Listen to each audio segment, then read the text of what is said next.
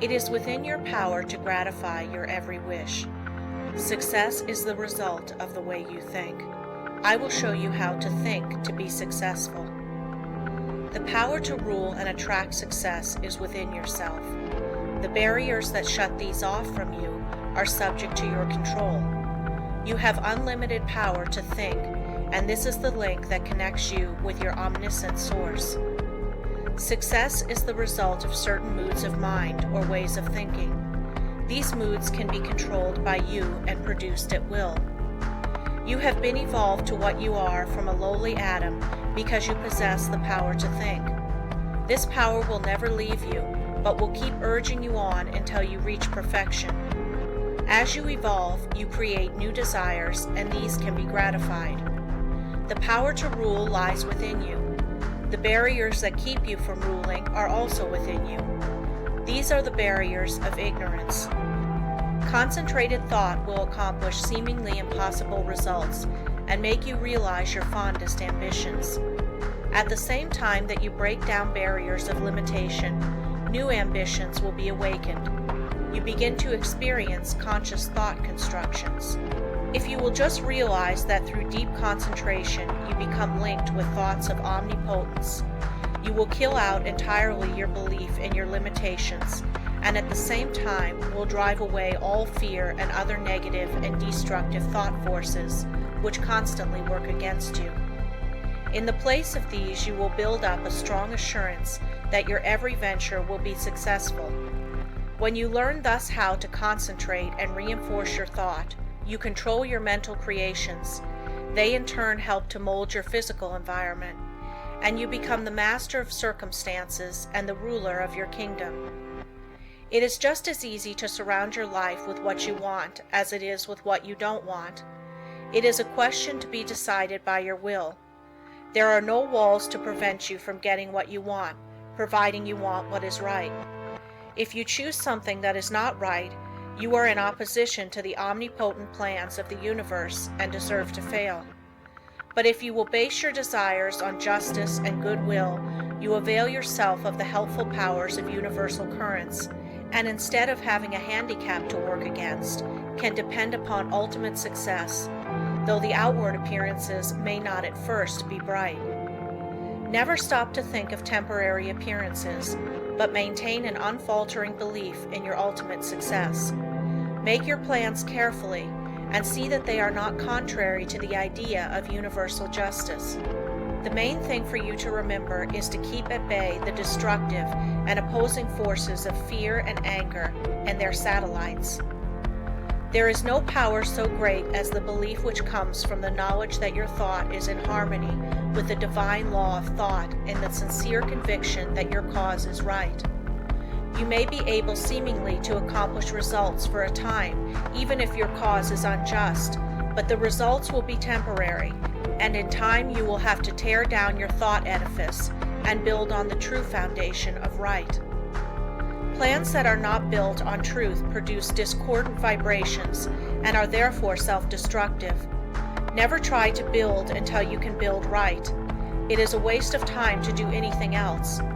You may temporarily put aside your desire to do right, but its true vibrations will interfere with your unjust plans until you are forced back into righteous paths of power.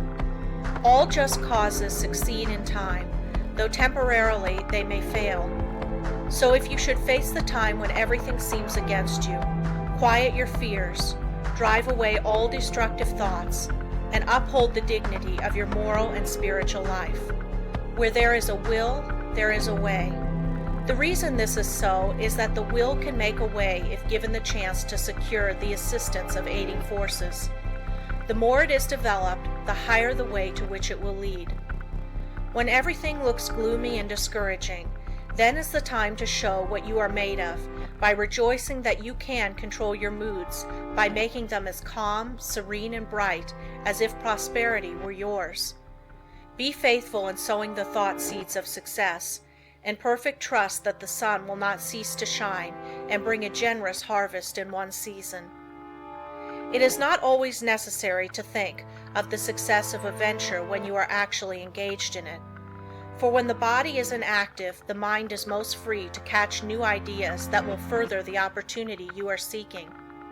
When you are actually engaged in doing something, you are thinking in the channels you have previously constructed, and the work does not have to be done over again. When you are in a negative mood, the intuitions are more active, for you are not then controlling your thoughts by the will. Everything we do should have the approval of the intuition. When you are in a negative mood, you attract thoughts of similar nature through the law of affinity. That is why it is so important to form thoughts of a success nature to attract similar ones. If you have never made a study of this subject, you may think this is all foolishness, but it is a fact that there are thought currents that unerringly bring thoughts of a similar nature. Many persons who think of failure actually attract failure by their worries, their anxieties, their overactivity. These thoughts are bound to bring failure. When you once learn the laws of thought and think of nothing but good, truth, success, you will make more progress with less effort than you ever made before.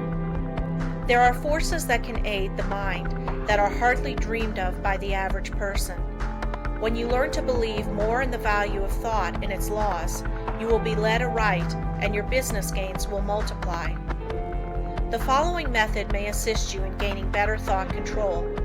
If you are unable to control your fears, just say to your faulty determination, "Do not falter or be afraid, for I am not really alone. I am surrounded by invisible forces that will assist me to remove the unfavorable appearances." Soon you will have more courage. The only difference between the fearless man and the fearful one is in his will, his hope. So if you lack success, believe in it, hope for it, claim it. You can use the same method to brace up your thoughts of desire, aspiration, imagination, expectation, ambition, understanding, trust, and assurance. If you get anxious, angry, discouraged, undecided, or worried, it is because you are not receiving the cooperation of the higher powers of your mind. By your will, you can so organize the powers of the mind that your moods change only as you want them to, instead of as how circumstances affect you. I was recently asked if I advised concentrating on what you eat, or what you see while walking. My reply was that no matter what you may be doing, when in practice, think of nothing else but that act at that time. The idea is to be able to control your unimportant acts.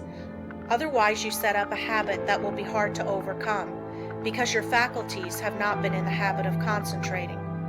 Your faculties cannot be disorganized one minute and organized the next.